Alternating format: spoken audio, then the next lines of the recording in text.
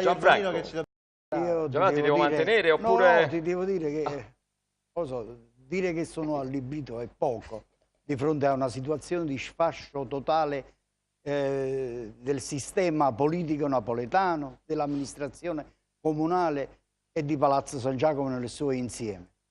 Tu hai citato una lettera che la Iervolino ha rivolto ai napoletani. Te la regalo, ecco, in anteprima, sì. La Iervolino si rifà ad un 57% di persone, di elettori.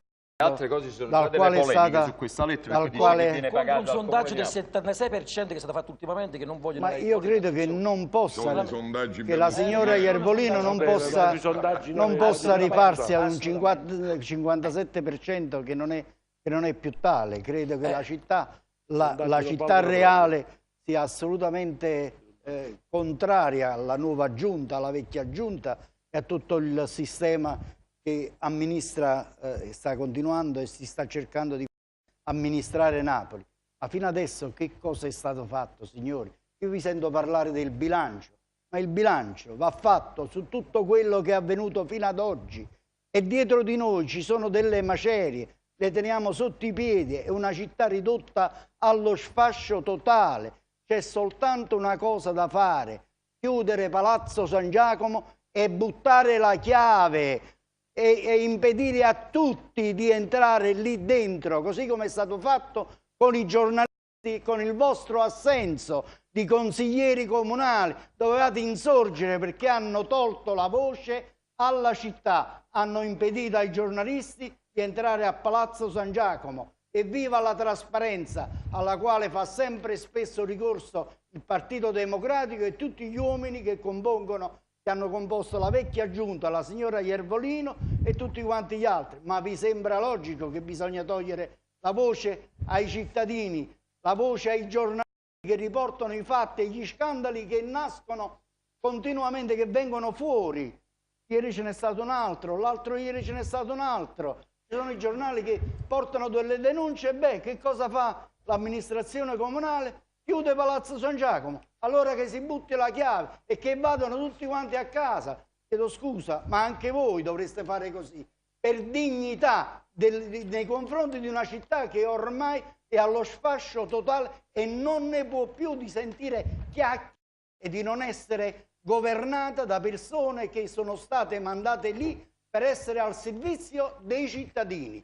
Questo è un bilancio assurdo. Credo che in nessuna parte del mondo, in tutto il mondo stanno ridendo di noi, in tutta Italia, in tutta Europa, di quello che avviene in questa città. Non si riesce a mettere d'accordo nessuno, anche all'interno della maggioranza del Partito Democratico, non si riesce a capire che sta succedendo. Nicolais che se ne va, Veltroni così, la Iervolino hanno soltanto una strada da percorrere, quella delle dimissioni e di chiedere scusa ai napoletani. Faccio giurare sulla Bibbia, sentiamo un attimo, padrone. Come si funziona nella pubblica amministrazione? Perché a me un fatto del genere è successo ieri e penso che il sindaco Iervolino abbia preso. Non difendo la Iervolino assolutamente, però come ci comportiamo noi nella pubblica amministrazione? Ieri mi è arrivata una lettera, l'avvocato mi ha scritto, l'avvocato capo dell'ASL, dicendo: caro padrone, abbiamo perso questa causa, parlo napoletanamente, se facciamo appello sicuramente noi andiamo a soccombere. Io che cosa ho fatto? Ho detto alla ragioneria provvedere al pagamento così come disposto dall'avvocato. Ma io non mi ricordo neanche chi era, garantisco, e sono in buona fede. Però, ma non c'è stata una lettera di passione, però. È la lettera... se io faccio appello e perdo l'appello, vengo attaccato perché ho fatto uno che dice che io non vado avanti e che quindi il sindaco ringrazia per la... Stiamo parlando io non sono molto piccolo rispetto al sindaco. C'è una lettera dell'avvocato capo. La lettera dell'avvocato capo è successiva, è successiva. Padre Santoro, guardate le date. Santoro perché però ci siamo persi un po' per strada. Ci siamo persi un po' per strada nell'ordine degli interventi. Se un amministratore poi fa l'appello e perde l'appello, ma non è questo il punto, caro. Non è questo. Sentiamo un attimo. Io, per la verità, continuo a sentirmi orgoglioso di 30 essere secondi, napoletano, nonostante tutti gli avvenimenti che sono alla portata dell'opinione pubblica. Ma volevo rispondere un po' al consigliere Ma si sa che tu non ce l'hai col Consiglio Comunale, che non c'entra niente il Consiglio Comunale. Gianfranco Lucariello lo sa, è un addetto ai lavori, quindi... Il suo richiamo ai valori, alla mia espressione che ha definito è un'opinione, colorita. Io rispetto alla sua opinione, non la condivido, ribadisco il punto di vista, che c'è uno sfascio di fronte al quale ci dobbiamo tutti quanti soffermare e decidere sul da farsi.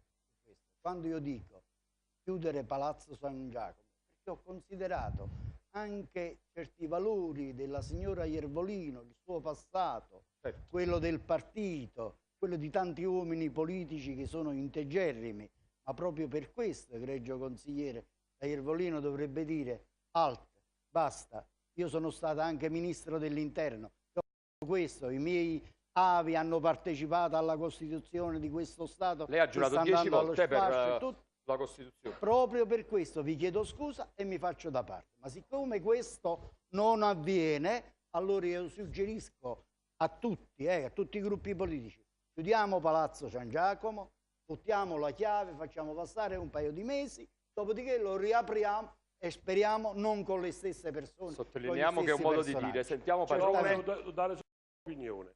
Poi hai parlato di grandi professori. Io penso sempre, ho sempre pensato e lo ribadisco, che i grandi professori o i grandi tecnici che vanno a fare gli assessori sono la rovina della politica della città. Gli assessori devono essere dei politici, poi si devono affiancare dei tecnici. L'assessore lo devi fare tu, lo devi fare Santoro. No, lo devono fare i consiglieri comunali. Bravo.